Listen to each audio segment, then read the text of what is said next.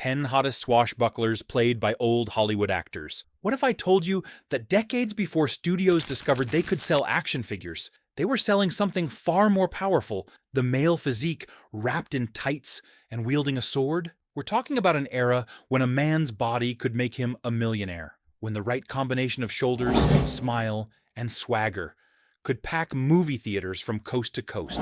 You remember those Saturday matinees where women would gasp audibly when the hero ripped open his shirt? Those fan magazines devoted entire issues to measuring these men's chest sizes and athletic prowess? Today, we're counting down the 10 swashbucklers whose bodies didn't just land them roles, they made them legends. These weren't just actors who happened to be handsome. These were men whose physical presence was so overwhelming that studios built entire careers around simply putting them on screen and letting audiences swoon. And when you hear who takes the top spot, you'll understand why his physique became as famous as any movie star's face in Hollywood history. Number 10. Guy Williams. Let's start with the man whose body literally saved a television network. When Walt Disney was casting Zorro in 1957, they weren't just looking for someone who could act. They needed a physique that would translate to the small screen in living rooms across America. Guy Williams stood 6'3", with shoulders so broad that costume designers had to specially tailor his Zorro outfit. Those measurements reportedly caused quite a stir at ABC. Williams wore a 44-long jacket with a 32-inch waist, the kind of proportions that made teenage girls write thousands of fan letters asking for shirtless photographs. The Disney publicity machine knew exactly what they had. Studio photographs of Williams' fence training, always conveniently shot from angles that emphasized his athletic build, flooded teen magazines. Thursday nights became appointment television partly because housewives and their daughters knew that at some point Zorro would inevitably lose his shirt during a fight scene. Remember gathering around the TV set, waiting for those inevitable moments when Williams would duel some villain and his shirt would conveniently tear open? The show's costume designer admitted in a 1959 interview that they deliberately made Williams's shirts easier to rip, knowing full well what audiences wanted to see. Number 9. Louis Jourdan. Here's the man who proved that body faming wasn't just about bulging muscles. It was about the complete package. Louis Jourdan's 6'2" frame carried what Hollywood publicity departments breathlessly described as continental elegance. The studios marketed Jourdan specifically as the thinking woman's sex symbol, the man whose body suggested sophistication rather than brute strength. Fan magazines in the 1950s ran spreads showing Jourdan in various states of undress, always tasteful but calculated to showcase what one columnist called the most aristocratic torso in Hollywood. What made Jourdan's body famous was contrast. Standing next to more obviously muscular co-stars, his lean, athletic build photographed as refined danger. The studio allegedly received so much fan mail requesting shirtless photos of Jourdan that they created a special publicity still series just for that purpose. Women's magazines of the era published articles with titles like Louis Jourdan, the body that launched 1,000 size. His appeal wasn't about being the biggest or most muscular. It was about looking like aristocracy come to life, and audiences responded by making his films consistent box office performers throughout the 50s. Number 10. Jeffrey Hunter. Now we're talking about body faming in its purest form. Jeffrey Hunter's career was built almost entirely on those piercing blue eyes, combined with what studio publicity called the most photogenic physique in Hollywood. Standing 5'11" with a naturally athletic build, Hunter became 20th Century Fox's answer to the question, what if we found someone whose body looked perfect from every camera angle? Hunter's body made him famous before his acting did. Teen magazines in the mid-1950s featured him in beefcake spreads that were remarkably bold for the era. Hunter shirtless on beaches, Hunter in tight riding breeches, Hunter's chest measurements listed alongside his filmography. Fox reportedly received over 10,000 fan letters monthly at his peak, with the overwhelming majority requesting photographs that emphasized his physique. Remember those Sunday supplements that would feature full-page photos of Hollywood stars relaxing by the pool? Hunter appeared in more of those spreads than almost any other actor of his generation. The studio's costume designers were specifically instructed to dress Hunter in clothes that would highlight his build, which is why so many of his swashbuckling roles featured him in form-fitting doublets and tight pants. Number 7. Stewart Granger.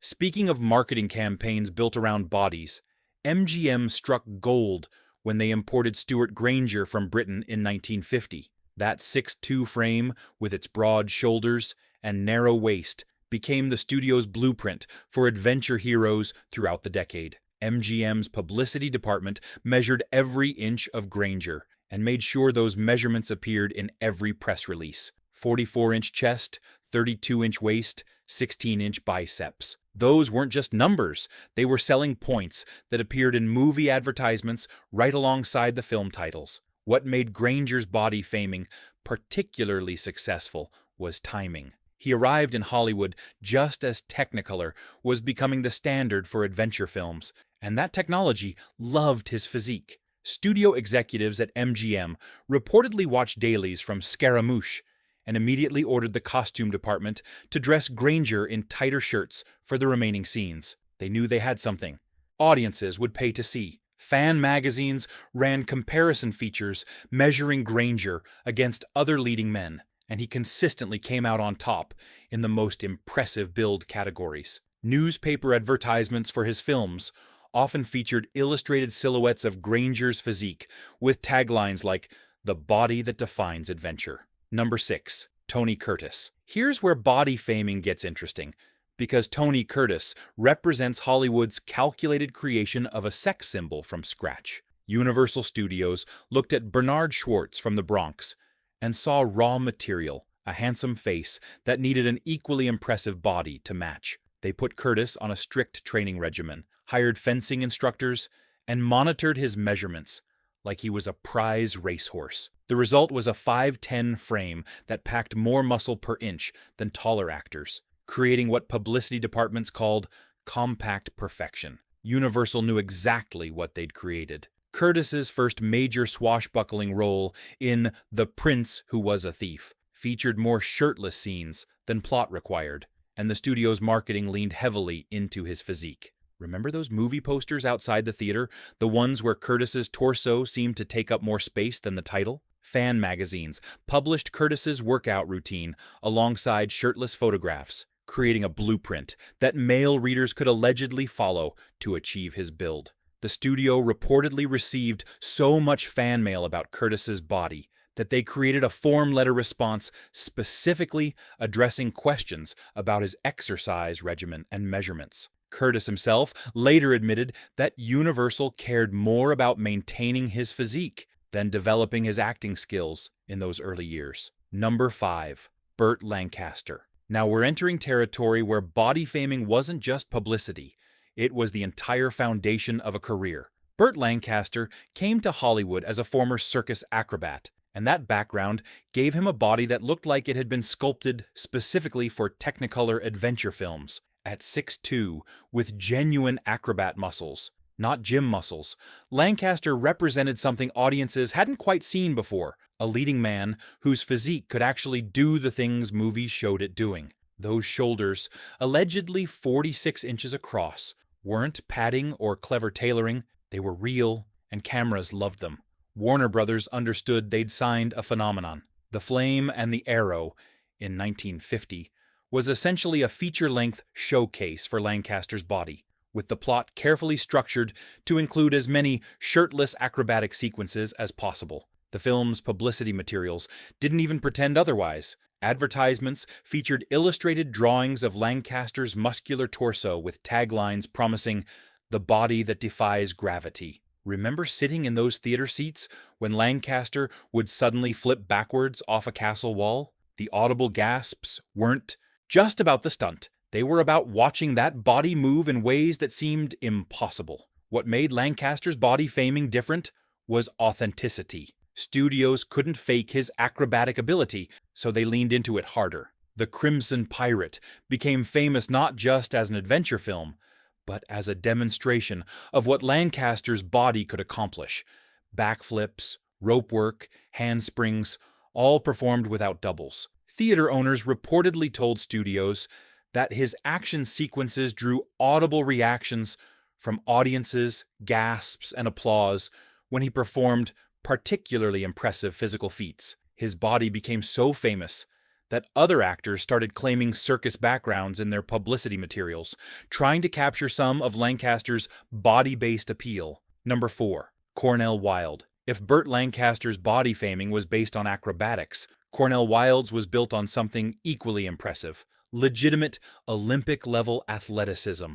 When Hollywood publicity departments could truthfully claim an actor had represented the United States at the 1936 Olympics in fencing, they didn't need to exaggerate anything else. Wilde's body came pre-sold with credibility. Standing 5'11", with a fencer's build, all lean muscle and quick reflexes, Wilde became the standard against which other swashbucklers' swordwork was measured. The studios marketed Wilde's physicality with unusual sophistication. Rather than just beefcake photos, publicity materials emphasized his athletic pedigree, Olympic training, championship fencing, genuine swordsmanship, but they weren't subtle about the visual appeal either. Costume departments dressed Wilde in the tightest fencing outfits regulations would allow, and camera operators were instructed to shoot his sword fights in ways that emphasized his athletic movement. Remember those extended dueling sequences where the camera would linger on Wilde's form, the way his body moved through each thrust and parry? That wasn't accidental. Those were deliberate showcases of athletic perfection in motion. What made Wilde's body faming particularly effective was the combination of legitimacy and sex appeal. Women's magazines could run appreciative articles about his physique while maintaining respectability by framing it as athletic admiration. Studio executives quickly learned they could charge premium ticket prices for Wilde's films because audiences knew they were getting the real thing. His body became a guarantee of quality, which is perhaps the highest level of body faming possible. Number 3. Douglas Fairbanks. Now we're talking about the man who invented body faming as Hollywood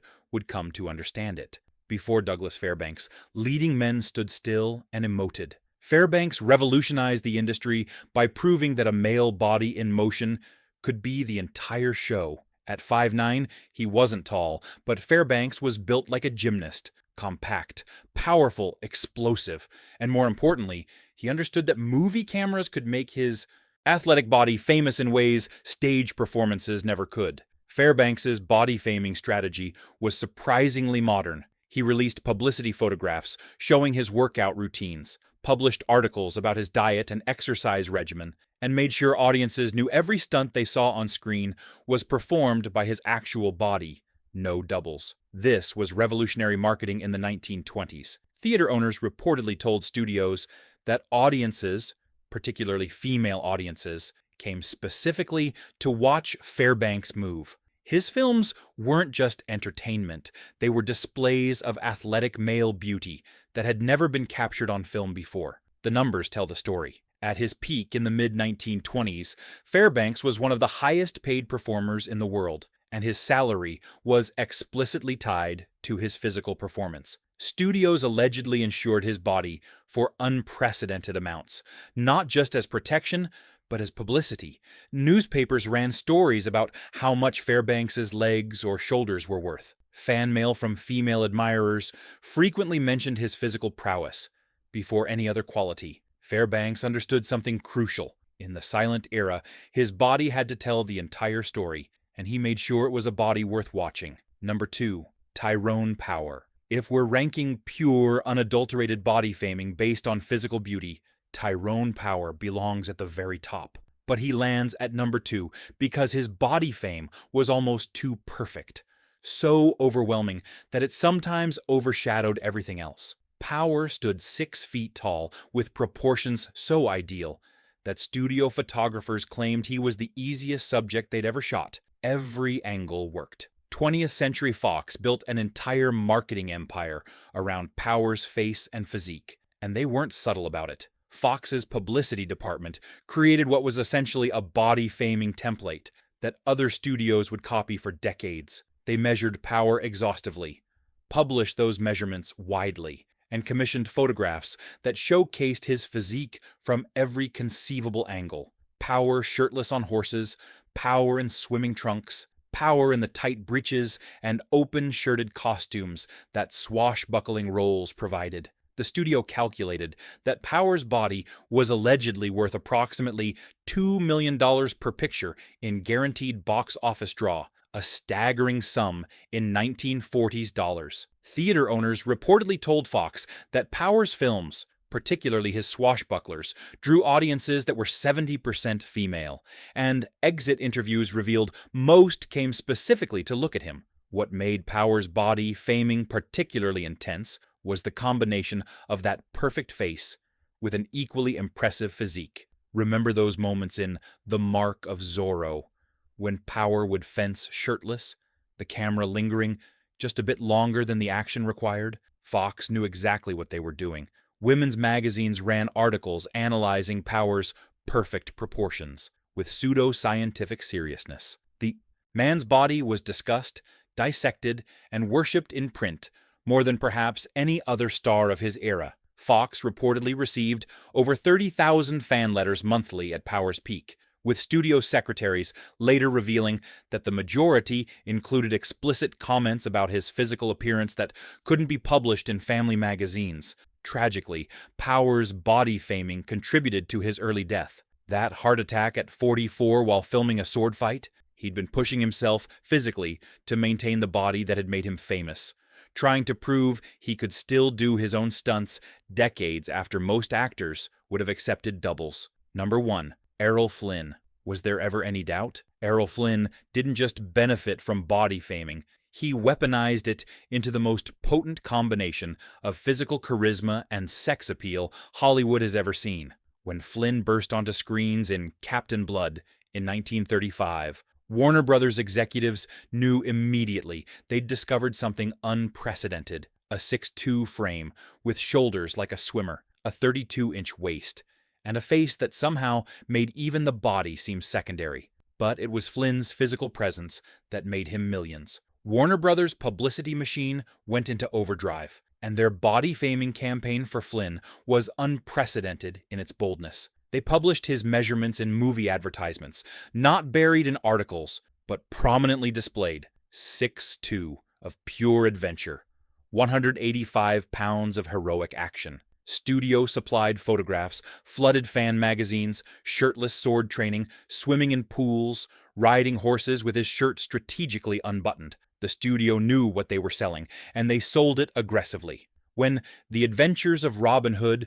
premiered in 1938, advertisements featured illustrated drawings of Flynn's physique more prominently than his face, understanding that his body in those tights was the real attraction. Remember those movie posters outside Grauman's Chinese Theater? The ones where Flynn's legs in those famous green tights seemed to be 12 feet tall. The numbers around Flynn's body faming are staggering. Warner Brothers allegedly estimated that Flynn's physique alone was worth $3 million in guaranteed box office returns, making him the most bankable physical presence in Hollywood. Theater owners from that era reportedly told studios that Flynn's action scenes, particularly any sequence where he removed his shirt, generated audible reactions from female audience members that had to be factored into sound mixing. The studio allegedly received over 40,000 fan letters monthly during Flynn's peak years, with secretaries later revealing that many contained explicit comments about his body that would make modern fan mail seem tame. Flynn's own athleticism fed the faming machine. He wasn't just good-looking, he moved like a natural athlete, which made sense given his background as a sailor and adventurer. The studio heavily publicized Flynn's real-life physical prowess, emphasizing that the body audiences saw on screen could actually do the things movies showed it doing. Publicity materials for his films often included Flynn's athletic credentials alongside plot summaries, creating the impression that watching his movies was like watching a documentary about the perfect male form. But here's where Flynn's body faming gets complicated and ultimately triumphant. Unlike other stars whose bodies were carefully maintained through studio regimens, Flynn's physique came from genuine physical activity combined with, Let's be honest, genetics that won the lottery. He didn't follow strict training programs or diet plans. He was simply built like that. This authenticity made his body faming even more powerful, because audiences sensed they were seeing something natural rather than manufactured. The cultural impact of Flynn's body faming extended beyond movies. Fashion changed. Men's swimwear became more form-fitting, specifically because of Flynn's influence. Athletic clubs across America reportedly experienced membership increases in the late 1930s, with many men explicitly citing Flynn's physique as their goal. Women's magazines published articles analyzing why Flynn's body had such universal appeal, treating it as a cultural phenomenon worthy of serious study. The phrase swashbuckler became permanently associated with a specific body type, Flynn's, creating a template that every actor on this list was measured against. Yes, Flynn's later years were tragic, his body deteriorating from alcohol and excess, that perfect physique collapsing into ruin. But in those prime years from 1935 to 1945, Errol Flynn's body wasn't just famous. It defined what Hollywood believed male physical perfection should look like. Studios built entire films around the simple premise of putting Flynn on screen and letting audiences admire him. Theater advertisements didn't need to explain plots. They could just show Flynn's silhouette, and audiences would line up. His body made him wealthy, famous, and ultimately immortal in cinema history. There you have it, 10 swashbucklers whose bodies didn't just get them cast, they made them legends. These men understood, whether consciously or not, that Hollywood was selling their physiques as much as their performances, and audiences were eager buyers. From Guy Williams's specially tailored Zorro costume to Errol Flynn's body becoming a cultural phenomenon, each of these leading men proved that the right combination of physical attributes could build an empire. So here's my question for you. Which of these men's bodies did you remember most from your movie-going days? Was it Flynn's shoulders in those Robin Hood tights that stayed in your memory? Or Tyrone Power's perfect proportions? Maybe Lancaster's acrobatic physique made the biggest impression. Drop your honest answer in the comments. I really want to know which of these stars' physical presence still stands out in your memories after all these years. And if you enjoyed this look at how bodies built Hollywood careers, hit that subscribe button, because next week we're exploring another aspect of old Hollywood that the studios knew how to sell. Trust me, you won't want to miss it.